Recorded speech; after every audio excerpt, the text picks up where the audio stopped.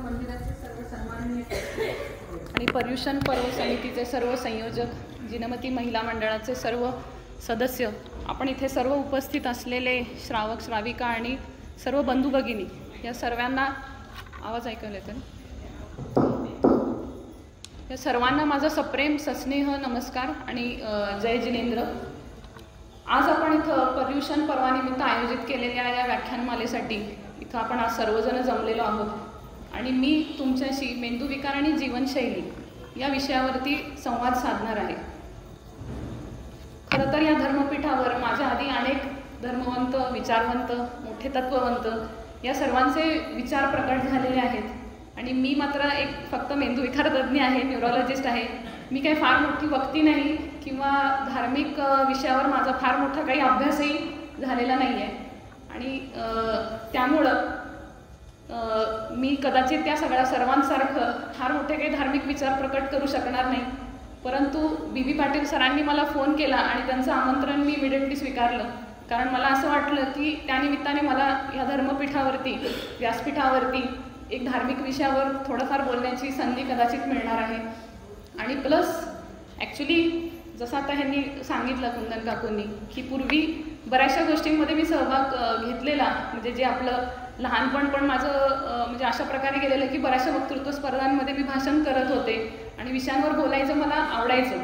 पण त्यानंतर एक असं काळ आला की त्यानंतर मेडिकल फील्ड आणि मग त्याचा अभ्यास आणि त्याच्यामध्येच आम्ही 12 तास 24 तास त्याच्यामध्येच घडलेलो असायचो.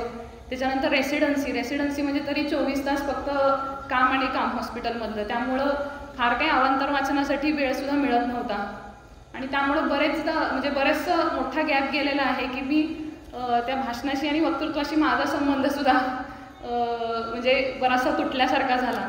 आणि मग सरांचा फोन आला आणि मला वाटलं की ही एक उत्तम संधी आहे की मला परत एकदा म्हणजे माझ्या मनातले विचार आणि जे काही आता मी माझ्या मागच्या 3-4 वर्षाच्या प्रॅक्टिसमध्ये जे काही दैनंदिन जीवनामध्ये मला आलेले अनुभव हे मी परत एकदा समाजासमोर, म्हैसाळकरवासियांसमोर आणि तुमच्या सर्वांसमोर त्यानिमित्ताने प्रकट करू शकते असं वाटलं, म्हणून मी ॲक्च्युली या संधीचा उपभोग घेत आहे आणि आज तुमच्या सर्वांसमोर उभी आहे. तर आता तुम्ही सगळं कॉम्प्लिकेटेड काही गोष्टी ऐकल्या माझ्याबद्दल.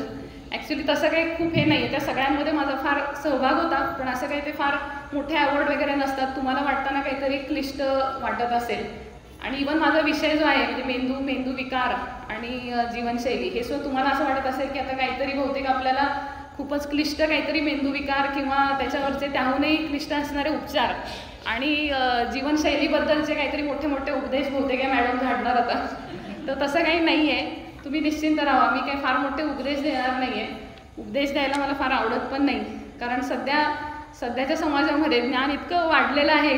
मोबाईल फोन आणि गुगल हे आपले सगळ्यात मोठा गुरु आहे सध्या. त्याच्यामुळं प्रत्येक माणूस हा त्याच्या काय ते मोबाईल आणि गुगलमधल्या माहितीमुळे ज्ञानाने इतका समृद्ध झालेला आहे की कुणाचा उपदेश वगैरे ऐकायला जाणे हे आता सध्याच्या समाजामध्ये दिसून येत नाही आणि त्यामुळं फार मोठे उपदेश देऊ पण नाही असं मला वाटतं.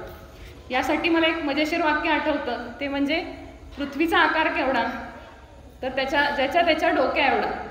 पृथ्वीचा आकार केवढा तर ज्याच्या डोक्या एवढा, तसा भाग आहे हा सगळा. तर त्यामुळं विनोदाचा भाग आपण सोडून देऊया आणि मूळ विषयावर येऊया. थोडक्यात सांगायचे की मी फार मोठा उपदेश काही करणार नाही आहे, आपण फक्त इथं एक संवाद साधणार आहे. तर आता माझा जो मूळ विषय आहे मेंदूविकार आणि जीवनशैली. तर मेंदूविकार, त्यातला मेंदूचा भाग आपण काढून घेऊ. पहिला विचार करूया की विकार म्हणजे काय. तुम्हाला कोणी सांगायचं असेल तरी कोणी सांगू शकतं, म्हणजे विकार म्हणजे तुमची संकल्पना काय, कोणी सांगू शकतं. बरोबर, आजार. आणखीन कोणाला सांगायचं आहे का? काही थोडक्यात सिंपल याच्यामध्ये सांगू शकता. विकार म्हणजे जे योग्य आहे त्याच्या विरुद्ध विचार करणे म्हणजे विकार असेल. ओके. साधारणपणे आपण काय समजतो की विकार म्हणजे आरोग्याचा अभाव, बरोबर ना, म्हणजे काहीतरी आजार बेसिकली. पण आरोग्य म्हणजे काय? आरोग्य म्हणजे जागतिक आरोग्य संघटना जी आहे WHO ह्यांच्यामार्फत जर का तुम्ही आरोग्याची व्याख्या बघितली तर त्यामध्ये असं म्हणलेलं आहे की शारीरिक, सामाजिक आणि मानसिक आरोग्य म्हणजे सामाजिक संतुलनाची स्थिती. फक्त शारीरिक आरोग्य त्याच्यामध्ये पकडलं जात नाही, म्हणजे फक्त शारीरिक व्याधींचा अभाव किंवा आजारांचा अभाव म्हणजे आरोग्य नाही, तर सामाजिक आणि मानसिक तुमचं संतुलन आहे का हे सुद्धा त्याच्यामध्ये महत्त्वाचं असतं. त्याचप्रमाणे आता जीवनशैली म्हणजे काय, जीवनशैलीबद्दल आपण बोलणार आहे. जीवनशैली म्हणजे काय, तर जीवन जगण्याची पद्धत, जे काय आपण सकाळपासून संध्याकाळपर्यंत झोपेपर्यंत करतोय ती सगळी जीवनशैली. ती एक प्रकारची कला आहे. जीवन जगणं ही कला आहे, म्हणून त्याला आपण जीवनशैली असं म्हटलेलं आहे. तर मला वाटतं जीवन हे समतोलित आरोग्य राखण्याची एक शैली म्हणजे जीवनशैली. त्यामुळे जीवनशैली ही सुद्धा फक्त शारीरिक आरोग्याशी निगडीत नाही आहे, तर सामाजिक आणि मानसिक आरोग्याशी सुद्धा निगडीत आहे. आता तुम्ही विचार करून बघा, तुम्हाला कधी वैताग आला आहे का, किंवा नैराश्य आलं आहे का, किंवा माझं आयुष्य मला जसं पाहिजे तसं मनासारखं काही जातच नाही आहे असं तुम्हाला कधीतरी वाटलं आहे का? मला वाटतं की सगळ्यांना कधी ना कधीतरी असं म्हणजे ह्या प्रश्नाचं उत्तर हो म्हणून आलेलंच असणार आहे, आणि प्रत्येकाच्या मनामध्ये हे विचार कधीतरी येऊन गेलेलेच असतात. आणि ह्या सगळ्याचं उत्तर जर का हो आलेलं असेल तर त्याचा अर्थ काय होतो की तुमची जीवनशैली कुठंतरी ढासळलेली आहे, किंवा तुमच्या जीवनामध्ये कुठंतरी समतोल नाही आहे, आणि त्यामुळं तुम्हाला हे फ्रस्ट्रेशन किंवा डिप्रेशन येते. बरोबर आहे ना? सो आता आपण ह्यासाठी मी एक उदाहरण देणार आहे फक्त. जसं आपल्याला कुठंतरी लांबचा प्रवास करायचा असेल तर आपण काय करतो, गाडी घेतो ना. लांबचा प्रवास असेल तर, जवळचा असेल तर आपण चालत जातो, पण लांबचा प्रवास काढायचा आहे म्हटल्यानंतर आपण गाडीचा विचार करतो. गाडीने जाण्याआधी आपण पहिल्यांदा काय करतो की गाडीची जी काही चारी चाकं आहेत त्याच्यामध्ये हवा व्यवस्थित आहे का, व्यवस्थित गाडी चालते का, कुठं कोलमडून तर पडणार नाही ना, याचा आपण पहिल्यांदा विचार करतो. आणि दुसरं काय असतं, 4 चाकं आणि एक असतं ते म्हणजे आपल्या हातातलं चाक म्हणजे स्टिअरिंग व्हील. ते आपल्याला बरोबर आपल्या काय गंतव्य ठिकाणी नेणार असतं ना. त्याच्यामुळं ही 5ही चाकं गाडीची अत्यंत महत्त्वाची असतात. तसंच आपल्याला जीवनाचा जो काही लांबचा प्रवास आहे तो काढण्यासाठी सुद्धा जीवनशैली चांगली किंवा समतोलित असण्याची गरज आहे. आता ह्या जीवनशैलीनं सुद्धा मी त्यामुळं 5 चाकांचं त्याला मी एक उदाहरण देणार आहे. आपल्या जीवनशैलीला सुद्धा 4 चाकं असतात, त्याला मी जीवनचक्र असं संबोधणार आहे. आणि 5वं जीवनचक्र म्हणजे मी म्हणलं तसं आपल्या हातातलं चक्र, जे आपल्याला मेन उद्दिष्टापर्यंत नेतं आपल्या जीवनाचं. तर ही 4 जीवनचक्र कुठली? पहिलं जीवनचक्र आहे ते म्हणजे माझं वैयक्तिक आयुष्य. दुसरं जीवनचक्र आहे म्हणजे माझे नातेसंबंध. तिसरं जीवनचक्र आहे आपलं कार्यक्षेत्र. आणि चौथं जीवनचक्र आहे ते म्हणजे आपलं सामाजिक योगदान. ही 4ही चक्र अत्यंत आपल्याला महत्त्वाची आहेत. आणि या 4 चक्रांमध्ये एकदा समतोल साधला गेला की मग आपल्या हातातलं चक्र जे आहे ते आहे आध्यात्मिकतेचं किंवा स्पिरिच्युअलिटी. आध्यात्मिकता ही अत्यंत महत्त्वाची आहे, कारण बुद्धांचं एक वचन आहे की जसं मेणबत्ती आहे पण त्याला आग नसेल तर ते पेटू शकत नाही, नुसती मेणबत्ती असून उपयोग नाही, तसं माणसाच्या जीवनाचं सुद्धा आहे. जर का आध्यात्मिकता नसेल तुमच्या आयुष्यामध्ये तर माणसाच्या जगण्याला काही अर्थ नाही. त्यामुळे अध्यात्म महत्त्वाचं. पण अध्यात्म म्हणजे नक्की काय? फक्त धर्म किंवा आपलं द्रव्यपूजा, रोज देवळात येणे जाणे, त्याच्यानंतर अभिषेक करणे, लोपीला बसणे, पूजा अर्चा करणे, महाराजांना आहार देणे, हे म्हणजेच फक्त आपलं अध्यात्म आहे का? मला वाटत नाही. अध्यात्म म्हणजे आपल्या धर्मामध्ये जे काही मांडलेले विचार किंवा आपल्या धर्मामध्ये मांडलेलं जे तत्त्वज्ञान आहे ते म्हणजे अध्यात्म. आणि विचार हे आपल्या धर्मामध्ये अत्यंत महत्त्वाचे आहेत. म्हणजे जैन धर्म हा विचार आचारांचा धर्म आहे असं म्हणतात. विचारानुरूप आचारावरती त्यामध्ये फोकस केलेला आहे. अहिंसा परमो धर्म किंवा जगा आणि जगू द्या, त्यानंतर मनुष्य जन्मसे नाही कर्मसे महान बनत आहे, अशा कित्येक वैश्विक विचारधारणांच्या अधिष्ठानावर आपला जैन धर्म उभा आहे. आणि त्यामुळं इवन आता आपण जे आता हे पर्युषण पर्वामध्ये जे काही दशधर्म पाळतो हे सगळे विचारच आहेत. शेवटी विचार महत्त्वाचे काय आहेत? कारण की असं म्हणतात की विचार तुम्ही जपून करा, कारण विचार जपून केले तर तुमचे शब्द चांगले येतील. शब्द जर का जपून तुम्ही वापरले तर कृती चांगली घडेल.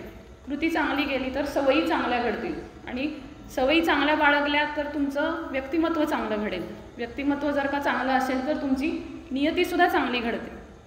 म्हणजे साधा फक्त एक विचार आहे, त्या विचारामधून पूर्ण माणसाची नियती घडणार असते, आणि त्यामुळे विचाराला महत्त्व आहे. आणि म्हणूनच आज आपण इथं सर्वजण एकत्र आलेलो आहोत ते फक्त ह्या विषयावरती विचार विनिमय करण्यासाठी. तर आता मी सुरुवात करते. जे काय आपण मी 5 तुम्हाला जीवनचक्र सांगितली, ती जीवनचक्र आणि त्याचा आपल्या जीवनाशी आणि मेंदूविकाराशी कसा संबंध आहे ते मी उलगडत जाणार आहे. तर पहिलं जीवनचक्र कुठलं सांगितलं? वैयक्तिक आपलं वैयक्तिक आयुष्य. तर आपलं वैयक्तिक आयुष्य आपण आनंदी, समतोलित आणि सुखी कसं ठेवायचं, तर त्यासाठी सगळ्यात महत्त्वाचं आहे ते म्हणजे आपली दिनचर्या. माणसाची दिनचर्या, जे काही सकाळपासून रात्री झोपेपर्यंत आणि झोप सगळं मिळून जे काही आपण करतो ते म्हणजे आपली दिनचर्या. त्यामुळे आचार, आहार, व्यायाम म्हणजे विहार, विचार, आचार आणि झोप अशा 5 गोष्टी या दिनचर्येमध्ये येतात. आहार, विहार, विचार, आचार आणि 5वी गोष्ट ॲक्च्युली मी माझ्या मनाने इन्क्लूड केली आहे ती म्हणजे झोप. हे सुद्धा अत्यंत महत्त्वाचं आहे. ह्या 5ही गोष्टींबद्दल तुम्हाला थोडक्यामध्ये सांगते. देवाने सगळ्यांना 24 तासच दिलेले आहेत. त्याच्यामध्ये कुठलाही भेदभाव नाही आहे. श्रीमंत आहे का गरीब आहे, स्त्री आहे का पुरुष आहे, सगळ्यांना समान वाटप केलेलं आहे दिवसाचं. नरेंद्र मोदी असू दे नाही तर रस्त्यावर पडलेला दारुडा असू दे, सगळ्यांना 24 तासच दिलेले आहेत. परंतु त्या 24 तासामध्ये माणूस काय काम करतो ह्याच्यावरनं त्याचं व्यक्तिमत्व ठरत असतं आणि तिथंच म्हणजे मॅटर करतं किंवा तिथंच तुमच्या व्यक्तिमत्वामध्ये फरक पडतो. त्याच्यामुळे दिनचर्या अत्यंत महत्त्वाची. आता त्यातलं पहिलं आपण बघूया म्हणजे आहार. आहाराबद्दल सांगायचं झालं तर आपल्या जैन धर्मामध्ये ऑलरेडी खूप चांगली तत्त्व आहेत. शाकाहार आपल्या सर्व काय तत्वांचं मूळ आहे. त्याचबरोबरीने सूर्यास्ताआधी जेवणे, उपवास करणे, ही काही महत्त्वाची जी जैन धर्मातली तत्त्व आहेत ती अत्यंत चांगली आहेत आणि खरंच गरजेची आहेत. शक्य तितकं आपण ते पाळण्याचा प्रयत्न करायला हवा. आहाराबद्दल फार काही मी सांगत बसणार नाही कारण की तुमचं पुढचं व्याख्यान मला वाटतं त्याबद्दल आहे. आहार आणि आरोग्य हे व्याख्यान मला वाटतं 2 दिवसांनी आहे. त्यामुळे ॲक्च्युली मी फार काही त्याच्या डिटेलमध्ये जाणार नाही. आणि दुसरी महत्त्वाची गोष्ट का डिटेलमध्ये जाणार नाही कारण आहाराबद्दल जागरूकता समाजामध्ये ऑलरेडी इतकी वाढलेली आहे की बहुना त्याचा अतिरेक झाला आहे असं मला कधीतरी वाटतं. म्हणजे आहाराबद्दल काय ते तुम्ही यूट्यूब आणि ऑनलाईन भरपूर सारे काय साईट्स आणि हे बघता आणि त्याच्यामध्ये इतके सारे डाएट्सच्या पद्धती आपण बघायला लागलेलो आहे सध्याला. म्हणजे वेट लॉससाठी आणि फिगर मेंटेन करण्यासाठी आहार असा प्रकार सध्या जास्तीत जास्त चालू आहे. मग त्याच्यामध्ये ते डिक्सिट डाएट असेल, कुलकर्णी डाएट असेल, ketogenic diet, paleo diet, Mediterranean diet असे 100 डाएटचे प्रकार आहेत आणि या सगळ्यांचं उद्दिष्ट त्यांनी मेन्शन केलेलं आहे फक्त वेट लॉस आणि फिगर मेंटेन करणे. पण मला असं वाटतं की हा फक्त अतिरेक आहे आणि वेट लॉस आणि फिगर मेंटेन करणे हे त्याचं मेन उद्दिष्ट नाही. आपलं मेन उद्दिष्ट आरोग्य सांभाळणं हे आहे. त्याच्यामध्ये एवढं फॅडिस्टिक काहीतरी करण्यामध्ये पॉईंट नाही. सिंपल फक्त तत्त्व लक्षात ठेवणं गरजेचं आहे की आहार बॅलन्स डाएट असावं. 100 डाएट बाकीचे फॉलो करण्यापेक्षा बॅलन्स डाएट म्हणजे काय, सकस आणि समतोल आहार. सकस म्हणजे चांगलं शिजवलेलं आणि घरचं जेवण. समतोल म्हणजे त्याच्यामध्ये proteins, carbohydrates, fats, vitamins, minerals म्हणजे सगळ्या गोष्टींचा समावेश असावा जो ऑलरेडी आपल्या जेवणामध्ये मला वाटते असतो म्हणजे भारतीय जेवणामध्ये. तर ते महत्त्वाचं आहे. वेळेवर खाणं महत्त्वाचं आहे आणि जेवढं गरजेचं आहे तेवढंच खाणे, शक्य तितकं पोट रिकामं ठेवून खाणं हे जास्त महत्त्वाचं आहे. आणि शक्यतो संध्याकाळी लवकर किंवा अगदीच नाही जमलं तर झोपण्याच्या आधी ॲटलिस्ट 3 तास आधी आपण आपलं संध्याकाळचं जेवण घ्यावं. हे एवढं सिंपल फक्त तत्त्व पाळणं जास्त गरजेचं आहे असं मला वाटतं. बाकीचे जे काही आणखीन बरंचसं डिटेल असेल ते सगळं तुम्हाला त्या व्याख्यानामध्ये लक्षात येईलच.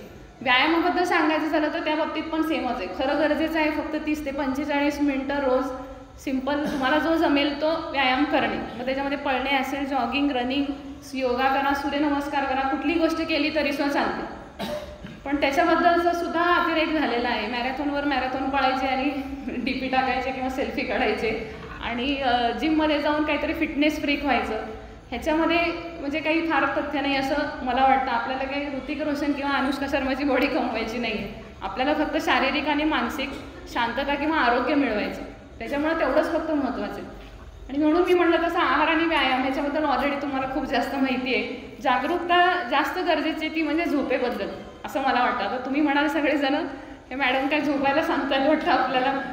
उलटं आम्ही तर ऐकलेलं की आराम हराम आहे आणि तुम्ही म्हणताय की झोपा. परंतु खरंच गरजेचं आहे ते.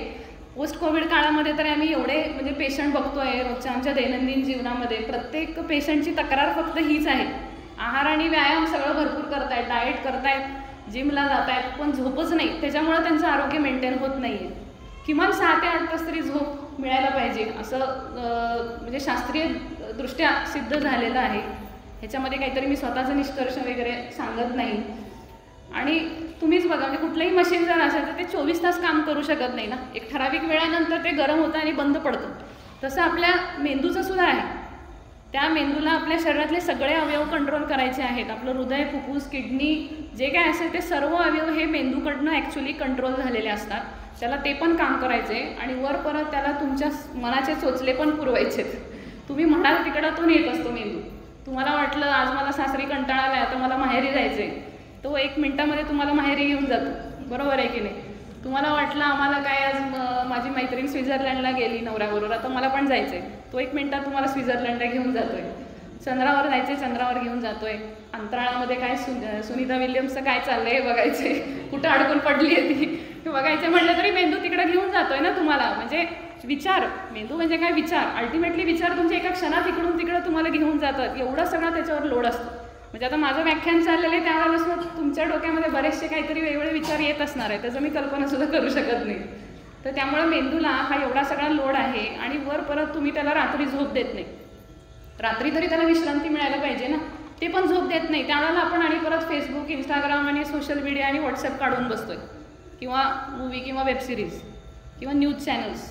आलं ना लक्षात? त्याच्यामुळं त्या रात्रीसुद्धा त्या मेंदूच्या म्हणजे झोपेचा किंवा विश्रांतीचा पार म्हणजे चकनाचूर होतोय.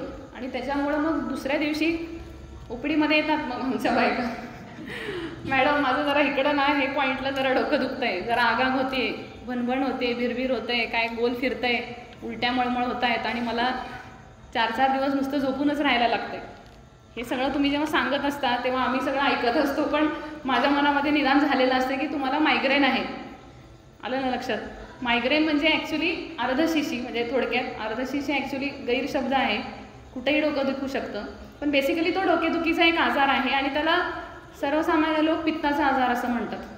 फक्त सर्वसामान्य लोक नाही, म्हणजे इनफॅक्ट डॉक्टर्स लोकांमध्ये सुद्धा हा फार मोठा गैरसमज आहे. त्याला पित्ताचा आजार असं म्हणतात कारण की डोकेदुखीबरोबर तुम्हाला उलटी, मळमळ, जळजळ ही सगळी लक्षणं येतात आणि त्यामुळे आपल्याला वाटतं ते पित्त आहे, पण तो पित्ताचा आजार नसतो, तो असतो मायग्रेन. मायग्रेनचं प्रमाण हे भयानक वाढलेलं आहे सध्याच्या काळामध्ये. लहान लहान मुलंसुद्धा 4-4, 5-5 वर्षाची मुलं आम्हाला ओपडीत येतात आणि सांगतात माझं डोकं दुखते. म्हणजे ज्याला अजून डोकं नाही तोपर्यंत त्यांचं डोकं दुखायला चालू होते. असा सगळा प्रकार अत्यंत वाढलेला आहे आणि त्याचं फक्त एकच कारण आहे, ते म्हणजे अपुरी झोप. फक्त मायग्रेन नाही, त्याच्याबरोबर फीट, अपस्मार, झटके येणे, स्ट्रोक, स्मृतिभ्रंश असे 100-160 मेंदूचे आजार आहेत की ज्याचं कारण हे फक्त झोपेचा अभाव आहे. आणि मी म्हटलं तसं हे माझा स्वतःचा निष्कर्ष नाही, हे आमच्या पुस्तकांमध्ये लिहिलेलं आहे, म्हणजे शास्त्रीयदृष्ट्या प्रूव्ह झालेलं आहे. कुठल्याही मेंदू विकाराचं पहिलं कारण असतं ते म्हणजे झोपेचा अभाव, स्लीप डिप्रायव्हेशन, हेच लिहिलेलं असतं पहिली गोष्ट. तर त्याच्यामुळे मेंदू जो अवयव आहे त्याला त्याच्या विश्रांतीची गरज आहे आणि ती फक्त रात्रीच्या झोपेतूनच मिळू शकते. म्हणजे दिवसासुद्धा नाही, फक्त रात्रीच्या झोपेतून मिळू शकते. आणि ही झोप आपल्याला काय येत नाही बरं? झोप कमी का झाली आहे म्हणजे सध्या तरुण पिढीची? खरं म्हटलं तर पूर्ण दिवस काम केल्यावर आपल्याला मस्त गाढ झोप यायला पाहिजे ना, पण तरी पण झोप येत नाही. कशामुळं? फक्त आपल्या डोक्यातले विचार, अतिरिक्त विचार आणि नसलेल्या गोष्टींची काळजी करत राहणे आणि ताणतणा, ह्याच्यामुळं हा सगळा प्रॉब्लेम आहे. विचार ठीक आहे, विचार सगळ्यांच्याच मनात येतात, परंतु नकारात्मक विचार असतात आणि सकारात्मक पण विचार असतात. आपण कशावर भर द्यायला पाहिजे? आपण फक्त सकारात्मक विचार किंवा पॉझिटिव्ह ॲटिट्यूड ह्याला जास्त महत्त्व देणं गरजेचं आहे. आता त्यासाठी म्हणजे सध्याच्या बदलत्या काळामुळं आपलं म्हणजे समाज जीवनच असं घडलेलं आहे की सारखं आपल्या आजूबाजूला काहीतरी वाईट गोष्टी घडत असतात. रोजचं वर्तमानपत्र उघडलं तरीसुद्धा फक्त वाईट गोष्टीच बघायला मिळतात. म्हणजे चोऱ्या माऱ्या, काय खून, लाचलुचपत, कलकत्ता, बदलापूरसारख्या घडणाऱ्या घटना, आणि हे सगळं बघितलं की आपलं मन एकदम विषण्ण होतं आणि आपण एकदम चिंताग्रस्त आणि भयग्रस्त होतो आणि आपल्याला स्वतःला आपण कोरिलेट करायला चालू करतो की अरे माझ्या बाबतीत पण हे असं काहीतरी घडेल का कधीतरी. या विचाराने आपण चिंताग्रस्त, भयग्रस्त होतो आणि म्हणजे नसलेल्या तणावाखाली आपण आपलं जीवन जगायला चालू करतो. आता एक साधं उदाहरण, हसाल तुम्ही पण, अभिषेक आणि ऐश्वर्याचा डिवोर्स. हा डिवोर्स होणार आहे, अजून झालेला पण नाही आहे, पण आपल्या मनातले विचार, आता त्या ऐश्वर्या बच्चनचं कसं होणार, डिवोर्स झाल्यानंतर ती कुठं जाणार, आराध्य बच्चनला कुठं ठेवणार, अमिताभ बच्चन ते सगळं श्वेता बच्चनला प्रॉपर्टी देऊन दुसऱ्या हिला कधी प्रॉपर्टी देणार, हे सगळे आपल्या डोक्यातले विचार. म्हणजे आपण फक्त नकारात्मक विचार करतो. अरे ती विश्वसुंदरी आहे, एवढं सगळं आयुष्य तिने तिचं काय ते व्यक्तिमत्व घडवण्यामध्ये घातलेलं आहे ना, आणि लग्न आणि डिवोर्स फक्त हे एकच गोष्ट आहे का? नाही, भरपूर गोष्टी आहेत जीवनामध्ये, पण आपले विचार पहिले तिकडे जातात, नकारात्मक गोष्टींकडे पहिले जातात.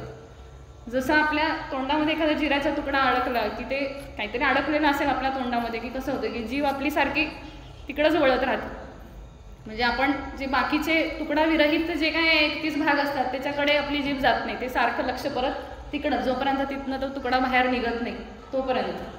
म्हणजे बेसिकली काय की माणसाचा सकारात्मकता सोडून नकारात्मकतेकडे वारंवार वळण्याचा आपल्या म्हणजे स्वाभाविक कलच आहे आपल्या मनाचा, परंतु तो आपण ॲक्च्युली बदलणं गरजेचं आहे. सकारात्मकता जास्त महत्त्वाची आहे आणि आपल्या जगामध्ये चांगल्या गोष्टी पण काहीतरी आहेत आणि त्यातलं काहीतरी चांगुलपणा माझ्या वाट्याला पण आलेला आहे, हे आपण ठरवून आपल्या मनाला सारखं जाणीव करून देणं गरजेचं असतं की बाबा माझ्याकडे किती चांगल्या गोष्टी पण आहेत ना, ईश्वराने मला चांगलं शरीर दिलेलं आहे, मला सगळं हवं ते काय कुटुंब दिलेलं आहे, असं पण आपण कधीतरी विचार करणं गरजेचं आहे. त्यामुळे सकारात्मकता महत्त्वाची. आता तुमच्यापैकी कोणीतरी म्हणेल की मॅडम तुम्ही फारच सकारात्मकतेवर सांगताय, आमचे प्रॉब्लेम्स येऊन बघा मग तुम्ही सांगा कुठनं आणायची ही सकारात्मकता. बरोबर आहे की नाही? एखादी बाई म्हणेल की माझे काय ते नवऱ्याचा स्वभाव असा आहे, 24 तास काम करत नाही, नुसताच पडून असतो, सासू माझी खाष्ट आहे, माझी मुलं बाळं काही व्यवस्थित शिक्षण घेत नाही, नुसतं हट्ट करतात, मोबाईल बघत राहतात. किंवा मग ज्यांची मुलं मोठी असतील त्यांना सुनांबद्दल प्रॉब्लेम असतो, सुना अशा करतात. आपल्याला अशा भरपूर समस्या म्हणजे तुम्ही सांगू शकता की कुठनं आणायची सकारात्मकता, एवढे सगळ्या मला समस्या आहेत तुम्ही सांगा. तर त्याच्यासाठी आता मी तुम्हाला एक फक्त गणित सांगते. प्रत्येकाने विचार करायचा की माझ्या आयुष्यात काही समस्या आहे का. 2च उत्तर असू शकतात, हो किंवा नाही. बरोबर आहे? समस्या नाही मग काळजी कशाला, बरोबर आहे? हे पहिलं झालं. त्यातनं पण बरेचसे असे महाभाग आहेत की ज्यांना कुठली समस्या नसते तरी पण रोज यांना डोकेदुखी होत असते आणि चक्कर येत असते. सगळं आमचं वेल सेटल्ड आहे, नवरा चांगला आहे, सासू सासरे चांगले आहेत, अत्यंत प्रेमळ आहेत, सगळे मुलं सुना एकदम छान सेटल्ड आहेत, पण तरी पण बाईचं रोज डोकं दुखतं आणि चक्कर येते. कशामुळं? विनाकारणच काहीतरी काळजी, म्हणजे समस्या काही नाही आहे म्हणून काळजी, दुसऱ्या डोक्याला काही नाहीच ना, त्याच्यामुळं उगाचच काळजी करत राहायची, असा एक भाग असतो. दुसरा भाग ठीक आहे, जेन्युइनली मी म्हणते की ओके एखाद्याला समस्या असू शकते.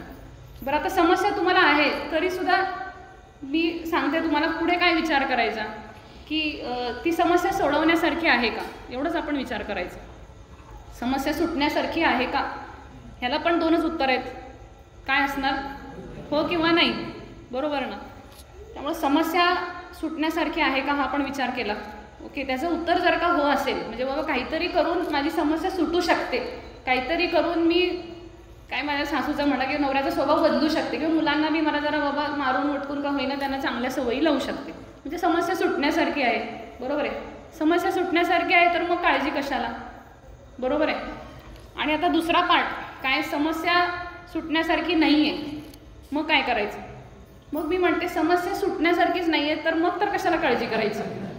समस्या आहे, सगळ्यांच्याच आयुष्यात समस्या आहे, पण एका ठराविक कालावधीनंतर जेव्हा तुमचा निष्कर्ष आलेला आहे की आता ही समस्या सुटण्यासारखी नाही, काही झालं तरी नवऱ्याचा स्वभाव असाच राहणार आहे, सासूचा स्वभाव असाच राहणार आहे, काही झालं तरी मला इथंच रमायला लागणार आहे म्हटल्यानंतर मग समस्या कुठली, मग कशाला आपण काळजी करायची. त्याच्यामुळे सांगायचा मुद्दा काय की समस्या सगळ्यांच्याच आयुष्यामध्ये आहे. तो कोण बिल गेट्स असू दे, अमिताभ बच्चन असू दे, नाहीतर कोणी आपल्यासारखं सर्वसामान्य व्यक्ती असू दे, कुणाच्याही आयुष्यामध्ये समस्या आहेतच. फक्त एवढंच आहे की आपण त्याला कसं तोंड देतो. म्हणजे नकारात्मक जी काही परिस्थिती आहे त्याला ठामपणे तोंड देत आपण सकारात्मकतेवर जर का लक्ष केंद्रित केलं तर आपल्या आयुष्यामध्ये काळजी संपून जाते ना, हे अत्यंत महत्त्वाचं. तर हे ओव्हरऑल माझं वैयक्तिक आयुष्य, ह्याच्याबद्दल मला हे सगळं तुम्हाला म्हणजे थोडक्यात सांगायचं. त्याच्यामध्ये विचारांचं महत्त्व तुम्हाला समजलं, विचारांचं महत्त्व हे अत्यंत आहे, महत्त्वाचं आहे. त्याच्यावरून ह्या सगळ्या गोष्टी आणि आपली दिनचर्या आणि आपलं पर्सनल लाईफ हे चांगलं राहणार का कसं घडणार हे सगळं त्याच्यावरती अवलंबून आहे. दुसरं जीवनचक्र मी कुठलं सांगितलं तुम्हाला, नातेसंबंध. आपले नातेसंबंध म्हणजे माझं पर्सनल लाईफ आता झालं, आता आपल्याला काय बघायचं, आपले नातेवाईक, रिलेटिव्ह किंवा आपले नातेसंबंध. नात्यांशिवाय आयुष्यामध्ये विचार करणं अशक्य आहे. बरोबर आहे? म्हणजे कोणीतरी असल्याशिवाय, माझं कोणतरी आहे बाबा आयुष्यामध्ये किंवा माझ्या कुटुंबात किंवा म्हणजे माझ्या जीवनात, याशिवाय त्या जीवनाला काही अर्थ नाही. कोण ना कोणतरी नातेवाईक हे असायलाच पाहिजे, जवळचा माणूस हा असायलाच पाहिजे. आता तुम्हीच पाहता, जर तुम्ही काल कुठेतरी फिरून आला किंवा काहीतरी वाढदिवस साजरा केला किंवा एखादा मूवी बघून आला, तर पहिलं तुम्ही काय करता?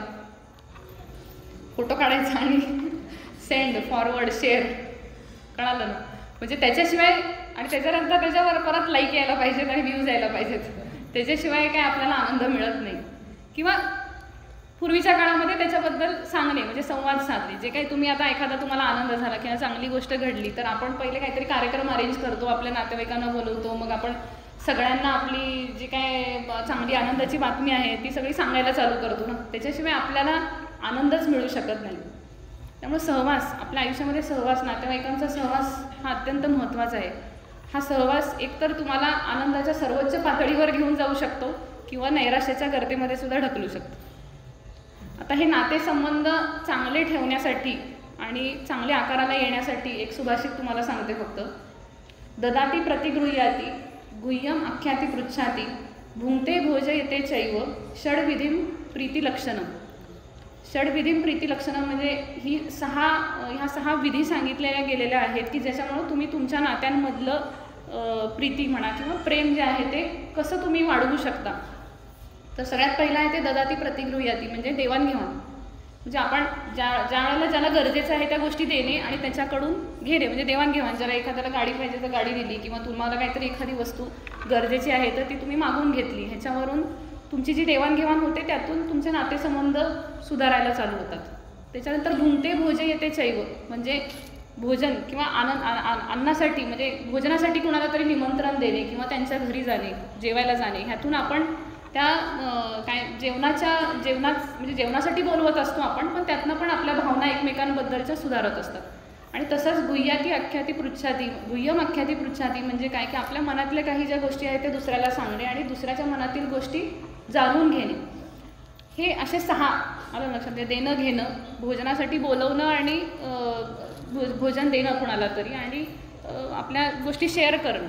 ह्या गोष्टींवरून आपली नाती जी असतात ती सुंदर प्रकारे आकाराला येऊ शकतात. आता तुम्ही म्हणाल हे नातेसंबंधांबद्दल कशाला एवढं सांगतायत? हे नातेसंबंध फक्त जीवनासाठी महत्त्वाचे नाही आहेत, ते मेंदूविकारांसाठी सुद्धा महत्त्वाचे आहेत. नातेसंबंध मेंदूला खूप जास्त उत्तेजित करतात, प्रेरित करतात आणि प्रोत्साहित करतात. हे आता आम्ही रोज आमच्या अनुभवामधून रोजच्या रोज हे सगळं बघत आहे. म्हणजे नातेसंबंधांमधलं प्रेम, विश्वास, मैत्री, देणं घेणं, देवाणघेवाण ह्या सगळ्या गोष्टी ज्या आहेत त्या मेंदूला अत्यंत पूरक आहेत. तर बरेचदा असं होतं की एखादे पेशंट ॲडमिट होतात स्ट्रोकनी किंवा पॅरालिसिस झालेला असतो आणि मग नातेवाईक आम्हाला विचारायला येतात, मॅडम हे असं कसं काय झालं, ह्याला कारण काय आहे सगळं होण्याचं? ह्यांना तर आधी काहीच नव्हतं, BP नव्हतं, शुगर नव्हतं, कुठलंही व्यसन नाही यांना, त्याच्यानंतर काही कोलेस्ट्रॉल नाही, काहीच नाही आहे, मग कसं काय हे असं झालं? मग आम्ही आपलं काहीतरी शास्त्रीय कारणं सांगायला चालू करतो, जे काय पुस्तकात वाचलेली आहे थेरॉटिकल कारणं द्यायला चालू करतो. तोपर्यंत कोणीतरी नातेवाईक येऊन हळूच कानामध्ये सांगतात, मॅडम तुम्हाला एक गोष्ट सांगायची राहिली हो. काय आपण विचारलं, त्यांचं उत्तर असतं, काल काय झालं, आमचे हे आणि ह्यांच्या भावामध्ये ना प्रॉपर्टीवरनं काहीतरी भांडण झालं किंवा काहीतरी त्याच्यावरनं वाद झाला. तो वाद झाला आणि दुसऱ्या क्षणाला म्हणजे ह्यांची बोबडी वळली आणि हातापायातली ताकदच गेली बघा, किंवा फिट येऊन पडले, बेशुद्ध झाले. तर नातेसंबंध म्हणजे नातेसंबंध डायरेक्ट त्याचं रिलेशन जरी नसलं तरी नातेसंबंध एकदा बिघडले की ते मेंदूवरती इतका मोठा स्ट्रेस क्रिएट करतात. आणि लक्षात ह्याचं केमिकल म्हणजे एक्सप्लेनेशनसुद्धा आहे. त्यामुळं आमच्या मेंदूमध्ये जे डोपामिन आणि ॲड्रेनालिन रिलीज होतं त्या स्ट्रेसमुळं, तो स्ट्रेस जो असतो तो आपल्या शरीरातल्या किंवा मेंदूतल्या रक्तवाहिन्या ज्या असतात त्यांचं आकुंचन करतो आणि मग स्ट्रोक होतो. म्हणजे आधीचं काहीच नसतं BP शुगर, पण सडन BP वाढलं आपण म्हणतो ना, म्हणजे एखादं त्यांना स्ट्रेस आला, टेन्शन आलं आणि BP वाढलं, तसा प्रकार घडतो आणि मग स्ट्रोक होणे किंवा फिट्स येणे असे प्रकार घडतात.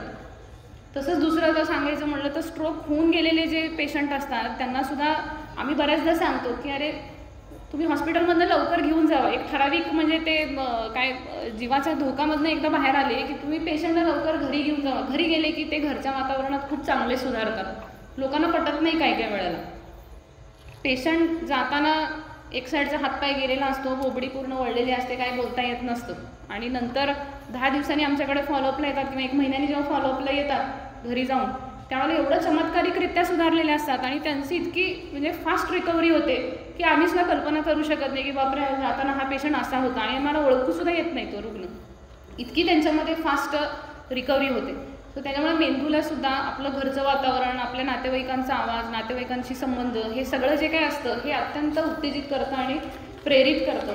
इव्हन स्ट्रोक आणि स्मृतिभ्रंशासारख्या आजारांना सुद्धा आम्ही मुद्दामून म्हणजे एनकरेज करतो रुग्णांना की तुम्ही समाजामध्ये ह्यांना मिक्स होऊन द्या. म्हणजे मेमरीचे प्रॉब्लेम असलेले असतात ना, ज्यांना विसरभोळेपणा किंवा स्मृतिभ्रंशाचे आजार, त्यांना सुद्धा आम्ही मुद्दामून सांगतो की तुम्ही जास्तीत जास्त यांना सक्रिय ठेवा, समाजामध्ये मिक्स होऊ द्या, त्यांचे कोण मित्रमैत्रीण असतील त्यांना बोलवून घ्या, त्यांच्याशी जास्तीत जास्त त्यांना संवाद करू द्या. जेवढं जास्त संवाद सांगतील तेवढं मेंदूला चालना मिळेल आणि मेंदूची रिकव्हरी किंवा मेंदूच्या ज्या पेशी डिजनरेट झालेल्या आहेत किंवा जखमी झालेल्या आहेत त्या परत एकदा जागृत व्हायला चालू होतात. आणि त्यामुळे नातेसंबंध हे अत्यंत महत्त्वाचे आपल्या जीवनासाठी सुद्धा आणि मेंदू विकार टाळण्यासाठी सुद्धा. आता तिसरं जीवनचक्र कुठलं सांगितलं, लक्षात आहे का? सामाजिक संबंध, आपले कार्यक्षेत्र, आपलं कार्यक्षेत्र. सध्या अजून ह्या तिन्ही गोष्टी ज्या आहेत त्या सगळ्या म्हणजे आपल्या भोवती फिरतात. आपलं वैयक्तिक आयुष्य, आपले नातेसंबंध आणि आता आपलं कार्यक्षेत्र. आपलं कार्यक्षेत्र म्हणजे आपण मॅक्झिमम वेळ आपल्या दिवसाचा जिथं घालवतो, जिथं आपण कार्यरत असतो, आपला व्यवसाय, डॉक्टरसाठी त्याचं हॉस्पिटल, रुग्ण, शिक्षकासाठी त्याची शाळा, त्याच्यानंतर कोण इंजिनियर असेल तर त्याची काय ऑफिस असेल किंवा काय साईट असेल एखादी, हे त्याचं कार्यक्षेत्र. किंवा तुमच्यासाठी म्हणजे जे घरी असणाऱ्या ज्या हे आहेत स्त्रिया आहेत त्यांच्यासाठी आपलं स्वयंपाकघर, आपलं घर, हे सगळं त्यांचं कार्यक्षेत्रच आहे ना. आता आपल्या कार्यक्षेत्रामध्ये काय महत्त्वाचं आहे, कार्यक्षेत्रामध्ये म्हणजे आपण काय उद्दिष्ट ठेवायला पाहिजे.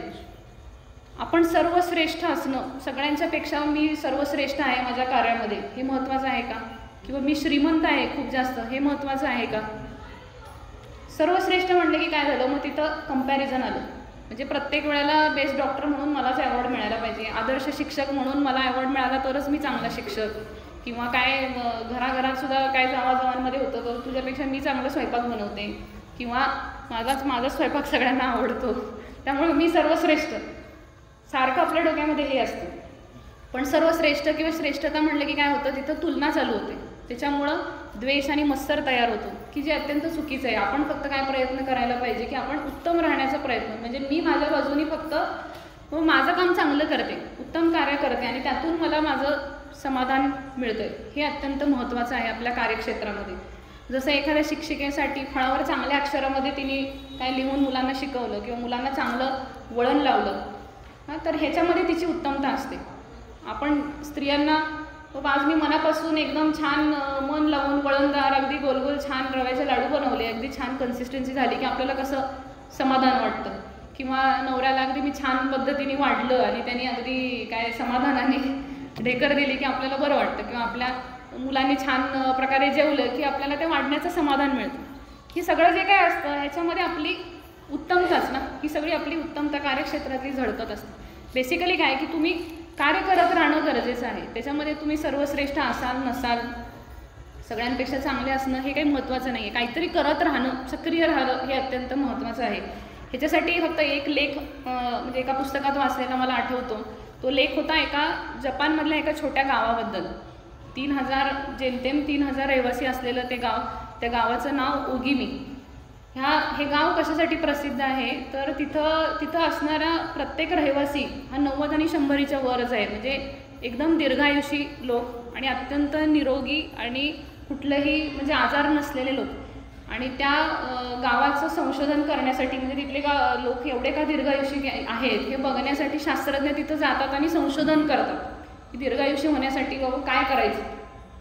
त्या मुलाखतीसाठी एक शास्त्रज्ञ गेले होते. त्यावेळेला एक 92 वर्षीय महिला तिच्या 96 वर्षीय नवऱ्याबरोबर भांडत होती, म्हणजे ओरडत होती त्याच्यावरती, अरे तू ते अकाउंटिंगचं काम बंद केलं आहेस की नाही, तेव्हापासून तुझं वय वाढायला लागलं आहे बघ असं. त्याच्यापुढे ती मुलाखतीत म्हणली की जर तुम्ही काही करत नसाल तर मृत्यू तुम्हाला शोधत येतो. आणि त्याच्यापुढे जाऊन मी तुम्हाला माझ्या काय मेंदूविकाराशी रिलेटेड असं सांगेन, जर तुम्ही काही करत नसाल तर स्मृतिभ्रंश तुमच्याकडे येतो, स्मृतिभ्रंशाचा आजार तुमच्याकडे येतो आणि मग मृत्यू तुमच्यापर्यंत येऊन पोचतो. थोडक्यामध्ये कार्य करत राहणं, सक्रिय राहणं हे अत्यंत महत्त्वाचं आहे. पण आपल्याकडे काय होतं, म्हणजे स्पेशली भारतीय जीवन पद्धतीमध्ये एकतर जॉईंट फॅमिली कन्सेप्ट असल्यामुळं ठराविक वयानंतर म्हणजे पुरुषांना कसं की त्यांची मुलं आलेली असतात, मुलं सगळं काम करतात, कमवतात, मग त्याच्यामुळं तुमच्याकडं फार काही करण्यासारखं राहत नाही, मग आपण पण रिलॅक्स होतो आणि ऑलमोस्ट काहीच करायला बघत नाही. काही लोक सोशली ॲक्टिव्ह होतात किंवा समाजामध्ये मिक्स होण्याचा प्रयत्न करतात, पण काही लोक काहीच करत नाहीत, मग नुसतंच बसून राहणे असा प्रकार काही वेळेला घडतो. तसं बायकांमध्ये सुद्धा होतं. ठराविक कालावधीनंतर सुना आल्या, सगळं काम करायला आल्या, सगळ्या जबाबदाऱ्या संपल्या, त्यांना तर बाहेरचे पण काही व्यवहार नसतात, त्याच्यामुळं मग काहीच केलं जात नाही ना, कुठला हिशोब नाही, कुठला व्यवहार नाही, मग नुसतंच बसून राहायचं. म्हणजे त्याच्यामुळं आपण पूर्ण निष्क्रिय होऊन जातो, त्या मेंदूला काही चालनाच मिळत नाही. म्हणजे जसं आपल्या शरीराला व्यायामाची गरज असते शरीर सुदृढ ठेवण्यासाठी किंवा त्याला ॲक्टिव्ह ठेवण्यासाठी, तसं मेंदूला सुद्धा त्याची चालना पाहिजे ना, काहीतरी ॲक्टिव्हिटी पाहिजे, कुठले तरी विचार यायला पाहिजे, काहीतरी चांगलं ऐकणं म्हणजे व्हायला पाहिजे किंवा काहीतरी बघणं व्हायला पाहिजे, कुठंतरी संवाद व्हायला पाहिजे. हे सगळं अत्यंत महत्त्वाचं आहे आणि ते आपल्यामध्ये जर का म्हणजे आपण संपवलं तर मग तिथं आपला मेंदू जो आहे तो एकदम ठप्प व्हायला चालू होतो आणि मग स्मृतिभ्रंशाचा आजार व्हायला चालू होतो. त्यामुळे आयुष्यामध्ये काहीतरी म्हणजे प्रेरणा हवी. त्याला जॅपनीज संकल्पना एक आहे, इकिगाई असं म्हणतात. म्हणजे जीवनात इकिगाई हवी, म्हणजे काहीतरी जीवनाचा उद्देश हवा किंवा त्याला उद्दिष्ट हवं. जर का काहीतरी उद्दिष्ट असेल तर आपण त्या दृष्टीने काहीतरी करत राहतो, आपलं आयुष्य सक्रिय राहतं आणि त्यामुळं आशा निर्माण होते ना, हां ठीक आहे मी आज हे केलेलं आहे, मग काही असेल आता जसं हे अरेंज करणे आहे, व्याख्यानमाला आहे, कुठल्याही सोशल ॲक्टिव्हिटीमध्ये तुम्ही सहभागी होणं गरजेचं आहे. त्याच्यामुळे आपल्याला एक आशा निर्माण होते आणि त्याच्यामुळे जीवनातला जो कंटाळपणा असतो तो पण निघून जातो आणि आपण ॲक्टिव्ह होतो. आणि काळाबरोबर अपडेटेडसुद्धा राहायला हवं. म्हणजे आमच्या काळात हे काही नव्हतं, हे तुमच्या पिढीचं काहीतरी वेगळंच आहे असं म्हणण्यामध्ये काही अर्थ नाही. तुम्ही त्या गोष्टीपासून दूर न जाता तुम्हीसुद्धा नवीन आलेल्या पिढीबरोबर जे काही असेल त्या बाबतीमध्ये तुम्ही अपडेटेड राहायला लावं. म्हणजे तुमच्या पिढीचं पण तुम्ही सांभाळायचं आणि नवीन पिढीमध्ये जे काही गोष्टी नवीन असतील किंवा ज्या चांगल्या वाटतील त्या तुम्ही पण स्वीकारायला पाहिजेत आणि जिथं वाईट आहे तिथं तुम्ही सांगायला पण पाहिजे की बाबा हे वाईट आहे किंवा हे आम्ही फॉलो करणार नाही. त्यामुळे थोडक्यात काय कामामध्ये जर का तुम्ही रममान झालेला असेल तर विचार करायला वेळच मिळत नाही आणि त्यामुळे आयुष्य खूप सोपं होऊन जातं. आणि म्हणून आपलं कार्यक्षेत्र हे महत्त्वाचं आहे आपल्या जीवनासाठी सुद्धा आणि मेंदूविकार स्मृतिभ्रंशाचा आजार टाळण्यासाठी. चौथं जीवनचक्र कुठलं सांगितलं? आपलं सामाजिक योगदान, जो अत्यंत आजचा महत्त्वाचा विषय आहे. म्हणजे तो सामाजिक स्वास्थ्याचा पण एक भाग आहे आणि प्लस आजचा आपला जो धर्म आहे म्हणजे उत्तम त्याग धर्म, ह्याच्यामध्येच हे इन्क्लुडेड आहे सामाजिक योगदान. उत्तम त्याग धर्म म्हणजे आपण कसं आहे छोट्या छोट्या गोष्टीतून का होईना आपण समाजाला काहीतरी करून उपयोगी पडायला पाहिजे किंवा समाजाचं काहीतरी देणं आपण लागतो, ही जी म्हणजे भावना आहे किंवा जाणीव आहे ती आपण आपल्या मनाला वारंवार करून देणं गरजेचं आहे. तर त्याग धर्म ह्याबद्दल मी थोडक्यात वाचायचा प्रयत्न केला. तर त्यावेळेला वाचताना ॲक्च्युली पहिल्यांदा मलाच प्रश्न पडला की आता आपण आपल्यासारखे म्हणजे संसारी माणसं आपण कसं काय त्याग धर्म पाळायचा, म्हणजे काय करायचं काय नक्की, त्याग म्हणजे कशाचा एवढा म्हणजे निस्वार्थ त्याग आपण कसा करायचा, हा मला प्रश्न पडला. म्हणजे आपण काहीतरी काम करतो किंवा संपत्ती कमवतो आणि त्याचा संचय करतो, हे काही मग चुकीचं आहे का, म्हणजे त्याग धर्माच्या विरुद्ध आहे का किंवा आपण खूप स्वार्थी होतोय का, असा प्रश्न पडला. आणि मग मी प्रमाण सागर महाराजांचं व्याख्यान ऐकलं आणि मग माझा प्रश्न सुटला. प्रमाण सागर महाराजांनी ॲक्च्युली सांगितलेलं आहे की तुम्ही पहिलं म्हणजे दोन गोष्टींमध्ये फरक करणं गरजेचं आहे. दान आणि त्याग यातला फरक तुम्हाला समजणं गरजेचं आहे. त्यामध्ये त्यांनी असं म्हणलं की दान अंश का किया जाता है और त्याग सर्वस्व का किया जाता है. जिसके पास कुछ देने के लिए है वो दान कर सकता है, जिसके पास कुछ देने के लिए है ही नहीं वो त्याग करता है. म्हणजे जसे संन्यासी किंवा साधू हे अत्यंत महान लोक आहेत की जे ॲक्च्युली निस्वार्थ त्याग खरा पाळू शकतात किंवा करू शकतात. आपल्यासारखा संसारी किंवा गृहस्थी माणूस हा खऱ्या अर्थाने त्यागधर्म पाळू शकत नाही. पण त्याच्यापुढं त्यांनी म्हणलेलं आहे की गृहस्थ के लिए दान का ही विधान है. म्हणजे गृहस्थ जे संसारी माणसं आहेत त्यांच्यासाठी दान धर्म हाच त्यागधर्म तुम्ही मांडला पाहिजे.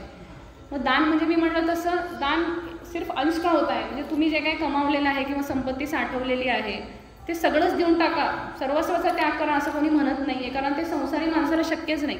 तुम्ही फक्त त्यातला एक अंश फक्त द्यायचा आहे किंवा एक ठराविक पर्सेंटेज का होईना तुम्ही समाजाला द्यायला पाहिजे. म्हणजे ते म्हणतात ॲक्च्युली जितना आता है उतना जाना चाहिए. जसं आपण श्वास घेतो त्याच्याबरोबर उच्छ्वास बाहेर येतो किंवा श्वास बाहेर पण टाकतो ना, किंवा अन्न घेतल्यानंतर आपण मलविसर्जन करतो, ते साठून राहिलं तर आपल्याला अस्वस्थ व्हायला चालू होतं. तसं संपत्तीचं सुद्धा एक ठराविक साठ्यापेक्षा जास्त झाली की मग ते वासनेमध्ये किंवा आसक्तीमध्ये त्याचं रूपांतर होतं. त्याच्यामुळे एक ठराविक लिमिटनंतर मात्र तुम्ही ते समाजाला देणं गरजेचं आहे. आणि इव्हन भगवद्गीतेत सुद्धा असंच सांगितलेलं आहे, नहि देहभृता शक्यम त्यक्तुम कर्मान्य शेषतः त्यस्तु कर्मफल त्यागीस त्यागित विधीयते. नाही देहभृता शक्य म्हणजे देह धारण केलेल्या जीवाला त्यक्तुम कर्मान्य शेषतः म्हणजे कर्म सोडणं हे शक्य नाही. माणसाला, मनुष्य म्हणून ज्यांनी जीव घेतलेला आहे त्याला पूर्ण कर्म आपलं मी सोडून देतो म्हणजे त्यागच करायचे तर कशाला सगळं मी काम करू आणि कशाला सगळं कमवू असं विचार करून चालणार नाही. कर्म करणं हे त्याचं कर्तव्यच आहे, त्यांनी करायलाच पाहिजे, संसार त्यांनी सांभाळायलाच पाहिजे. मग त्यागी कुणाला म्हणायचं तर त्यस्तु कर्मफल त्यागीस त्यागित्य भिधीयते म्हणजे कर्मफळाचा जो भोग करत नाही तो खरा त्यागी होय असं त्यांनी म्हणलेलं आहे. त्यामुळं कर्मफळाचा आपण कुठलीही अपेक्षा न ठेवता काम करत राहणे म्हणजे कर्म म्हणजे त्यातलं तुम्ही दान धर्म असं समजू शकता. दान करताना सुद्धा त्याबद्दल कुठली तरी अपेक्षा ठेवली तर तो त्यागधर्म नाही. ते तुम्ही आपलं म्हणजे काय स्वार्थ सोडून किंवा त्यातनं काहीतरी अपेक्षा न ठेवता जे काही मनापासून तुम्ही दान करत असाल तर मग तो त्यागधर्म किंवा उत्तम त्यागधर्म असं म्हणलं जातं. प्रमाणसागर पुढं म्हणतात की आपली जरूरत के लिए कमाओ, एक बार जरूरत खतम हुई तो जरूरतमंदों के लिए कमाओ. त्यामुळं आणि ह्याच्यामध्ये काय महत्त्वाचं फक्त संपत्तीच देणं हे गरजेचं नाही. म्हणजे दान म्हणजे बाबा काहीतरी संपत्तीच तुम्ही द्या असं कोणी म्हणत नाही आहे. दान म्हणजे तुम्ही ज्ञानाचा करू शकता, अन्नाचं दान करू शकता. दान हे कुठल्याही स्वरूपामध्ये असेल. एखाद्याच्या आयुष्यामध्ये खूप अडचणी असतील किंवा त्याच्या आयुष्यामध्ये म्हणजे सगळं अंधाराचं साम्राज्य आहे, खूप समस्या आहे, त्याला तो त्यातनं मानसिक त्याच्या काय समस्येतून बाहेर येऊ शकत नाही, तर त्याला तुम्ही जी काही प्रकाशाची दिशा दाखवताय ते सुद्धा एक प्रकारचं दानच आहे तुम्ही त्याच्यासाठी जे करता ते. तर याबद्दल विचार मांडताना मला दोन गोष्टी फक्त दोन वस्तू समोर येतात. एक ते म्हणजे आईस्क्रीम आणि दुसरं म्हणजे मेणबत्ती. म्हणजे तुम्ही विचार कराल हे काय सांगता, आईस्क्रीम काय आणि मेणबत्ती काय. तर आईस्क्रीम हे जे आहे आईस्क्रीमच्या मागचं तत्त्व काय, वितळण्याआधी खाऊन टाका. म्हणजे तुमच्या वैयक्तिक सौख्याच्या माध्यमातून जे काही जीवनातला आनंद आहे तो सगळा उपभोगून घ्या संपण्याच्या आधी, हे आपल्याला आईस्क्रीम सांगतं. आणि मेणबत्ती काय सांगते की आपण पहिलं स्वतः वितळा आणि दुसऱ्यांना प्रकाश द्या. म्हणजे दुसऱ्यांसाठी निस्वार्थ त्यागाचं ते उदाहरण आहे मेणबत्ती. तर मला काय वाटतं की आईस्क्रीम आणि मेणबत्ती ह्या दोन एकदम टोकाच्या गोष्टी आहेत. निस्वार्थ त्याग डायरेक्टली जमू शकत नाही आपल्याला. आईस्क्रीम ते मेणबत्ती असा आयुष्याचा प्रवास हळूहळू घडत जाणं गरजेचं असतं. सडनली उठून तुम्ही म्हणजे काय सगळं आता मी म्हणजे अजून लहान मुलं असताना एकदम मी बाबा सगळं तर त्याग करून जातो, कुठनं येणार. म्हणजे त्याला त्या पहिलं जीवनाबद्दल काहीतरी ज्ञान तर व्हायला पाहिजे, जीवन संसार म्हणजे काय हे तर कळायला पाहिजे. गौतम बुद्धांचं सेमच होतं. ते काय सगळं म्हणजे काय ते जन्मल्या त्याग करून बाहेर गेलेले नव्हते. सगळा संसार आणि त्या संसारातलं दुःख बघितल्यानंतरच त्यांनी सगळ्या गोष्टींचा त्याग केलेला होता. त्याच्यामुळे आईस्क्रीम ते मेणबत्ती असा एक दीर्घ प्रवास आपल्या आयुष्याचा असतो. सडन निस्वार्थ त्याग म्हणजे निस्वार्थ त्याग ही एक दीर्घ प्रवास प्रक्रिया आहे असं मला वाटतं. आणि त्याचबरोबर आपण थोडं वेगळ्या अर्थाने आपण त्यागधर्माचा काय विचार करू शकतो की जे काही आपल्यातले वाईट गोष्टी आहेत त्याचा त्याग करा, त्या गोष्टी तुम्ही सोडून द्या. म्हणजे जसं आता मेंदू विकार टाळण्यासाठी आपण कशाचा त्याग करायचा तर व्यसनांचा त्याग करायचा, बेशिस्त दिनचर्येचा त्याग करायचा, मानसिक ताणतणाव अतिरिक्त विचार या सगळ्या गोष्टींचा आपण त्याग करणं गरजेचं आहे. बैठी जीवनशैली ह्याचा त्याग करायचा किंवा अतिरेक म्हणजे अपेक्षा, क्रोध, मत्सर, द्वेष या सगळ्या गोष्टींचा अतिरेक जो आहे त्याचा आपण त्याग करणं गरजेचं आहे. तो सुद्धा एक त्याग धर्माचाच भाग आहे. म्हणजे ज्या आपल्या आयुष्यातल्या वाईट गोष्टी आहेत त्या आपण सोडून देणं म्हणजे सुद्धा उत्तम त्याग धर्म पाळणं हेच होय. आणि आता पाचवं हे जी 4 जीवनचक्र मी तुम्हाला सांगितली, आपलं वैयक्तिक आयुष्य, दुसरं आपले नातेसंबंध, तिसरं आपलं कार्यक्षेत्र आणि चौथं होतं ते म्हणजे आपलं सामाजिक योगदान. ह्या 4 जीवनचक्रांमध्ये एकदा समतोल साधला गेला की 5वं जीवनचक्र जे अत्यंत महत्त्वाचं आहे ते म्हणजे आपली आध्यात्मिकता किंवा स्पिरिच्युअलिटी. तर ह्याच्यासाठी आता मी फार काही तुमचा वेळ घेत नाही कारण ऑलरेडी फार वेळ झालेला आहे, झोप पण यायला लागली असेल सगळ्यांना. तर त्याच्यामुळं फक्त एकच म्हणजे आनंद फिल्ममधला एक डायलॉग सांगते तुम्हाला. त्याच्यामध्ये डायलॉग अत्यंत फेमस आहे, तुम्हाला सगळ्यांना माहिती आहे. बाबू मोशाय, ये जीवन एक रंगमंच है और हम सब उसकी कठपुतलियाँ है. ये रंगमंच पे नाचने वाली कठपुतलियाँ हैं. अपनी डोर तो ईश्वर के हात में, तसं हे सगळा आपला जीवनाचा प्रवास असतो आणि ह्याचा अनुभव आम्ही रोज घेतो. आमच्या प्रॅक्टिसमध्ये हे रोज घेतो. इनफॅक्ट म्हणजे न्यूरोलॉजीच्या प्रॅक्टिसमध्ये आल्यानंतर मला ह्या गोष्टींचं म्हणजे जास्त सखोलपणे जाणीव व्हायला चालू झाली की आध्यात्मिकता किती महत्त्वाची आहे. कारण रोज आम्ही ही उदाहरणं बघतो. म्हणजे 80 वर्षाचा म्हातारा असतो, पूर्ण म्हणजे इतका मोठा स्ट्रोक असतो, क्रिटिकल झालेला असतो, व्हेंटिलेटरवर गेलेले असतात, 2-2 महिने हॉस्पिटलमध्ये काढतात आणि तरीसुद्धा काही वेळा इतके छान रिकवर होतात. म्हणजे अशी उदाहरणं आहेत, आता मी नावं घेऊ शकत नाही, पण अशी उदाहरणं आहेत की ते पुढच्या वेळेला फॉलोअपला येताना अगदी मस्तपैकी चालत फिरत येतात. म्हणजे अक्षरशः विश्वास बसण्यासारखं नसतं. म्हणजे आमच्या मनामध्ये ऑलरेडी ॲक्च्युली असं आलेलं असतं की कदाचित बहुतेक काही राहणार नाही, आता हे घरी घेऊन गेल्यानंतर पुढे राहणार नाही, पण ते चमत्कारिकपणे सुधारतात आणि आमच्याकडे येतात. आणि काही वेळेला अगदी म्हणजे काय 15-16 वर्षाची मुलं असतात, आधीचं काहीच आजार नसतो, कुठलं काही म्हणजे व्यसना आणि ह्याचा काही संबंधच नाही, एक फक्त फिट येते आणि त्याच्यानंतर इतके फिटवर फिट येतात की टोटल म्हणजे क्रिटिकल होतात, कोम्यामध्ये जातात आणि म्हणजे आम्ही सगळे आतोनात प्रयत्न करून सुद्धा त्यातनं बाहेरच येऊ शकत नाही. म्हणजे आम्ही बाहेर काढूच शकत नाही त्यांना. अशा 2 म्हणजे सिच्युएशन्स हे वारंवार आम्हाला आमच्या प्रॅक्टिसमध्ये बघायला मिळतात. म्हणजे सगळा जीवन मरणाचा खेळ हा रोजचा रोज बघायला मिळतो. त्यावेळेला म्हणजे जे काही रिअलायझेशन होतं ते हेच आहे की बाबा कुठंतरी एक वरती सुपर नॅचरल पॉवर आहे, काहीतरी एक ईश्वरीय शक्ती आहे की जी हे सगळं आपलं जीवन जे आहे ते कुठंतरी नियंत्रण करत असते. तो सगळा रिमोट कंट्रोल त्यांच्याकडे, आपल्या हातामध्ये काही म्हणजे नसतं. आणि हेही तुम्हाला सांगते, त्यामुळं असं म्हणतात की म्हणजे ज्यावेळेला माणूस जन्माला येतो त्याच वेळेला त्याच्या मृत्यूची तारीख ही लिहिली गेलेली असते. डॉक्टर फक्त निमित्त मात्र असतात. डॉक्टरकडे पेशंट येतात, आम्ही वाचवण्याचा प्रयत्न करतो. काही वेळेला खूप चांगले वाचले की तुम्ही आमची वाहवा पण करता, प्रशंसा करता, अरे बापरे काय मस्त, म्हणजे खूपच तुमचं कौतुक, खूप छान तुम्ही पेशंटला बाहेर काढलं. पण ॲक्च्युली आम्ही फक्त निमित्त मात्र असतो. त्या माणसाची त्यावेळेला जीवनरेखा संपलेली नसते आणि त्याच्यामुळे सगळ्या गोष्टी चालत राहतात. आणि काही वेळेला आम्ही सगळं करूनसुद्धा काहीच म्हणजे करता येत नाही आणि आम्ही अक्षरशः म्हणजे हताश होऊन जातो आणि लोकांना कुठल्या पद्धतीने आणि काय एक्सप्लेनेशन द्यायचं हेच समजत नाही. आणि मेंदूच्या बाबतीत तरी हे भरपूर वेळा घडतं. म्हणजे हृदयाचं वगैरे कसं आहे, हृदयाच्या आजारांना काय ते हृदयाच्या रक्तवाहिन्या जरी ब्लॉक झाल्या तर त्यांना अँजिओप्लास्टी करता येते किंवा रक्तवाहिनीमधला ब्लॉक हा काढता येतो आणि काही वेळेला पूर्ण पूर्ववत होतात. पण मेंदूमध्ये कसं आहे, खूप मल्टिपल फॅक्टर्स येतात आणि मेंदू हा झीज होणारा अवयव आहे. एक ठराविक याच्यानंतर त्याची झीज झाली आणि एकदा त्याच्यावर आघात झाला की परत तुम्ही काहीही करा, काही झालं तरी तो पूर्ववत येऊ शकत नाही. स्ट्रोक झाला तरी काही वेळेला अगदी लहान असेल तर पूर्ववत होतात, नाहीतर बरेचदा तुम्ही स्वतः पण म्हणजे बघताच की हातपाय हा नंतर गेलेलाच राहतो, असंही होतं. त्याच्यामुळे मेंदूच्या बाबतीमध्ये ॲक्च्युली आम्हाला ह्या सर्व अनुभवांची प्रचिती जास्त येत असते आणि त्यामुळं मला वाटतं की आध्यात्मिकता त्यावेळेला फार महत्त्वाची आहे सगळ्यांच्या आयुष्यातसुद्धा. आणि आता आम्ही म्हणजे मी न्यूरोलॉजिस्ट आणि सर न्यूरोसर्जन, आम्ही बऱ्याच वेळेला असं हताश झाला की मग हेच विचार करतो की काही नाही, आपल्या हातात काही नाही आहे, ते वरती आहे सगळं. त्याच्यामुळे ह्या सगळ्या गोष्टी घडत आहेत आणि मग त्यामुळे आपण जास्त मग खिन्न पण होत नाही, म्हणजे विषण्ण होत नाही किंवा खूप छान पेशंट झाला म्हणून अति उत्साही होण्याची पण काही गरज नसते, कारण ते सगळं आपण काही केलेलं नसतं. आपण फक्त आम्हाला असलेलं थेरॉटिकल नॉलेज फक्त आम्ही तिथं अप्लाय करत असतो, पण ॲक्च्युली माणसाचं जीवन मरण हे काही आमच्या हातामध्ये नसतं.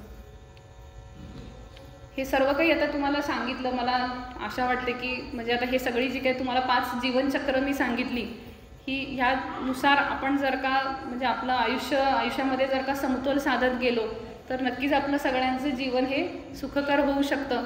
आणि फक्त मेंदूचेच आजार नाही तर सगळेच शारीरिक, मानसिक आणि सामाजिक आरोग्यसुद्धा तुमचं सगळ्यांचं चांगलं राहू शकतं. आणि अशी मी ईश्वराचरणी प्रार्थना करते की तुम्हाला माझ्या व्याख्यानाचा काहीतरी फायदा व्हावा. आणि मी बहुतेक तरी मी काय असं फार क्लिष्ट काही उपदेश दिलेले नाही आहेत असं मला वाटते, त्याचा तुम्हाला तुमच्या आयुष्यामध्ये काहीतरी फायदा होईल असं वाटतं. आणि परत एकदा मला इथं आज या व्याख्यानमालेसाठी आमंत्रित केलं आणि मला इथं माझे विचार प्रकट करण्याची त्यानिमित्ताने एक चांगली संधी मिळाली. यासाठी मी बी पाटील सर, सर्वच म्हणजे पर्युषण पर्व व्याख्यानमालेचे सर्व संयोजक आणि सर्व ट्रस्टी या सर्वांचं आभार मानते. आणि तुम्ही पण पेशन्स ठेवून माझं तासभर व्याख्यान ऐकलं त्यासाठी तुम्हा सगळ्यांचे सुद्धा शतशः आभार आणि धन्यवाद.